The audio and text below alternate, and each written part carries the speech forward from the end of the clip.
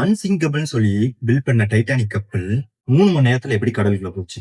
அதுக்கு பின்னாடி இருக்க ஷாக்கிங் ட்ரூத் என்ன தெரியுமா? 100 டேஸ் ஆஃப் அண்டர் குட்டி ஸ்டோரேஜ்ல இன்னைக்கு டே 24. உலகிலே மிகப்பெரிய கப்பல்னா அது டைட்டானிக் தான். கிட்டத்தட்ட 46,000 டன் பேரு.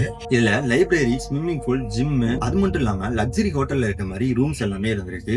1912 ஏப்ரல் 10 அன்னைக்கு சவுத் ஆம்டன்ற இடத்துல இருந்து இந்த கப்பல் கிளம்பி இருக்கு. கிட்டத்தட்ட இதுல 2200 பேர் பயணம் செஞ்சிருக்காங்க. ஏப்ரல் 15 மிட் நைட்ல இந்த கப்பல் ஒரு பெரிய பனிப்பாறையில மோதுது. அதுல கிட்டத்தட்ட 1500 பேர் இறந்து போறாங்க. இதுல என்ன பெரிய மர்மம்னா, இது ஒரு பெரிய காப்பீட்டு முறைகேடனும் திட்டமிடப்பட்ட சதின்னு சொல்றாங்க. காப்பீட்டு முறைகேடுனா, இந்த டைட்டானிக் கப்பல்ல பயணம் செஞ்ச எல்லாத்துக்குமே டைட்டானிக் சைட்ல இருந்து ஒரு அஷ்யூரிட்டி கொடுத்திருக்காங்க, உயிருக்கு நம்ம பாதுகாப்பு அப்படின்னு. திட்டமிடப்பட்ட சதி அப்படின்னா, இந்த கப்பல்ல நிறைய பில்லியனர்ஸ், அதாவது செல்வந்தர்கள் எல்லாமே பயணம் செஞ்சனால அவங்களை கொல்றதுக்கு இது ஒரு ஈஸி வேவா இருந்ததுன்னு சொல்றாங்க. இப்படி பல கருத்துக்களை நம்ம முன் வச்சாலும் ஒரு 3 கொஸ்டின்ஸ் நம்ம மண்டைக்குள்ள ஓடிட்டு இருக்கு. அது என்னன்னா, ஃபர்ஸ்ட் ஒன், இந்த கப்பல் ஆக்சிடென்ட் ஆனோன்னு ஏன் பக்கத்துல எந்த கப்பலுமே வந்து உதவி செய்யல? செகண்ட் ஒன், ஆப்போசிட் ஒரு பனிப்பாறை இருக்க தெரிஞ்சும் எச்சரிக்கை கொடுத்தும் ஏன் கப்பல் வேகமா போச்சு? தேர்ட் ஒன், நிறைய லைஃப் போட் ஏன் காலியாவே இருந்துச்சு? இன்ன வரைக்குமே டைட்டானிக் ஒரு மர்மமாவே இருக்கு. டைட்டானிக் பத்தி பாட்டு வேணும்னா கமெண்ட் பண்ணுங்க. இது மாதிரி ரியல் லைஃப் மிஸ்ட்ரிஸ் வரைக்கும் நம்ம ஐடியா ஃபாலோ பண்ணுங்க.